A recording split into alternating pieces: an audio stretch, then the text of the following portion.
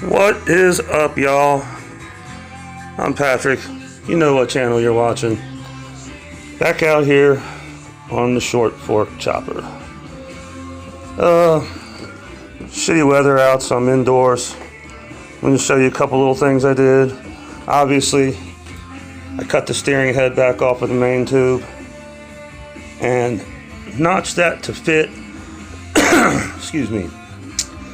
I found, to my surprise, that I do not have hole saws in the shop, but what I do have is some spray paint and a big ass socket. So I just sat that on there and sprayed me a little pattern, and then, believe it or not, used a 4.5 inch angle grinder to slowly curve that out of there. Not with this cutting blade though, so don't ever do that. That's a bad fucking idea. What I did use was this flap wheel. When I first heard of them, there was a company called Tiger Disc, but you can get these at Harbor Freight. They might be just a touch less on the quality, but they do the fucking job. They last a long time, and they don't tear shit up like regular grinding wheels. These little angle grinders are awesome because you can use all this different shit with them. This is different grade buffing wheels that I can use to polish with. Actually, when I do my regular polishing, I put one of these on there because them angle grinders are 10,000 RPM, and a regular bench grinder buffer, like that one over there on the wall that this actually goes to, only runs about 5,000 RPM or even 6,000, which ain't very much, especially when you start to lay on them. They lose RPM and they don't work as good. But anywho, yeah, so I got this notched out. It fits fucking great.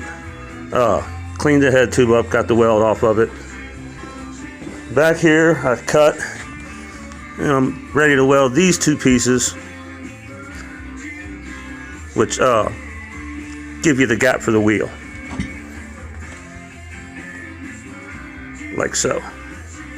Sorry about the shaky angle and shitty camera work. That's me. I'm sweating my ass off right now. I also cut and fit this little thing here to cap the end of what's going to be my gas tank. I'm almost ready to do some welding.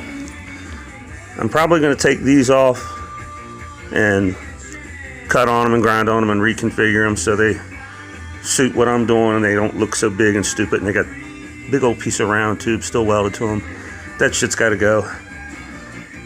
Oh yeah, but I think what I'm going to focus on next is the engine cradle down there, which I just cut the first two tubes for, and that's really as far as I got.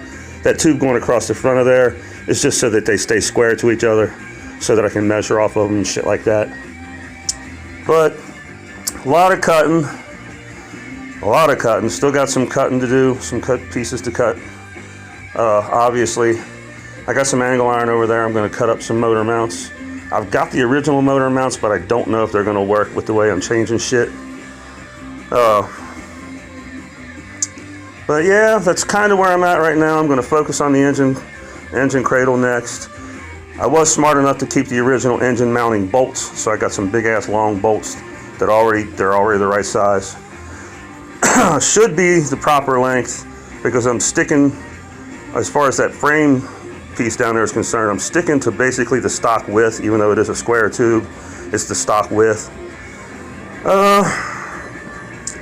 But yeah, that's kind of what I got for you. I wanted to throw the little grinder tip in there, man. You can buy a million different heads for them grinders and do all kinds of shit. If you're crafty, you can even notch tubing. Yes, I'm crafty. But that worked really well. I was a little leery at first because I wanted to try and make everything as right and tight as possible. But yeah, I have to check my welding bottle because I know it's low. I hope it's not out. That way I can at least start doing some tacking, get some shit into place and take more measurements. Double, triple check everything, because I know I'm going to run into something that I'm not thinking of. I'm trying to think of everything. But for now, yeah, I guess that's where I'm at. Hopefully the next time I show this thing to you, the head and the main body will be welded together. These things here should be welded on. That little cap right there will be on down here on the bottom. I guess I'm gonna have to order some sort of bung to put gas in the damn tube. I still, at this point, don't know how much it holds. I think what I'm gonna do is weld the cap on the bottom of here and stand it up and see how much liquid this fucking tube will actually hold. As long as it's over a gallon, I'm happy with it. If it turns out to be 2 gallons, it'd be fucking awesome. I don't think it'll make 2 gallons, but we're gonna fucking find out. I guess after that, yeah, I may do that first. Just go ahead and weld that cap on there and fill that up. That way it can dry all the way out before I actually weld it to the steering head. But been checking some things, thinking some different ideas for using like some of the original brackets to save me some time. But if it don't jive with the program, I'm not gonna fucking do it, because it's got to have some kind of flow. And right now it's kind of an industrial thing where things pretty raw. But I guess that's gonna be it for this video. I'm trying not to stretch them out. I know it feels to me like I'm showing you the same shit over and over. But I don't like time lapse. Like, you can't see what the fuck they're doing. It all goes so goddamn fast. And I'm doing this all with hand tools. So any of you cats out there think you need really fancy shit to build a fucking motorcycle, it just ain't fucking true. Like I said, Harbor Freight. Harbor Freight.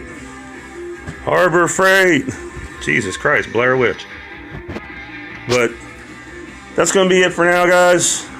Hope everybody's safe. Be well. And until next time, peace.